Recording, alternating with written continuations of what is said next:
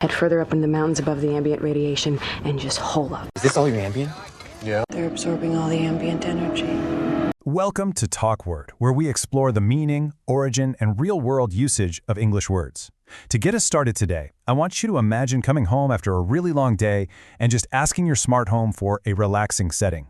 But instead of just, dimming a lamp, your smart home absolutely overreacts. The lights suddenly shift to this deep, moody blue, the speakers start blasting heavy rain sounds, a fan kicks on to blow a cool breeze right across the room, and the humidifier just starts pumping a thick cloud of mist into the air.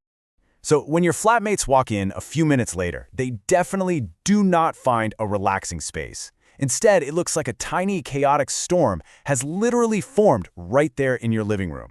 And this funny little scenario perfectly illustrates a conceptual hole we need a specific word to fill. That is why today's word is ambient. Ambient describes something that exists or operates throughout the surrounding environment, usually gently and without demanding your direct attention. It's a fantastic word that can describe light, sound, temperature, displays, or even technology that quietly responds to its surroundings. Now, there is a really crucial distinction we need to make here. Ambient and background do sometimes overlap, but they are absolutely not identical. Background basically means something is just less prominent than the main focus, like background music, simply because nobody's actively concentrating on it. But ambient emphasizes the surrounding environment itself. It's the condition present throughout an entire space. Oh, and keep in mind, ambient doesn't always have to mean relaxing. Let's connect this back to our indoor storm story. The blue light, the rain sound, the cool air, and the mist, all of those elements surround the people and shape the whole room, so they form an ambient environment. The comedy of our scenario just comes from the smart home making that surrounding atmosphere way too dramatic.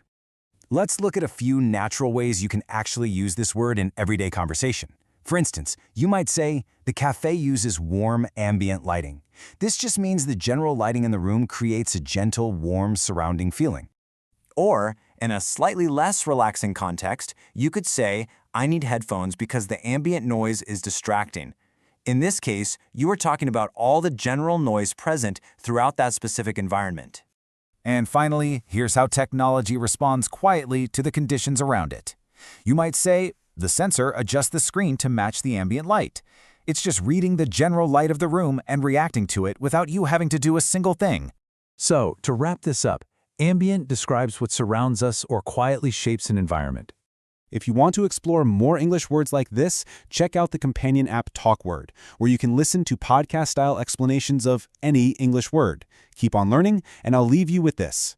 What kind of ambient environment would you actually want to walk into right now?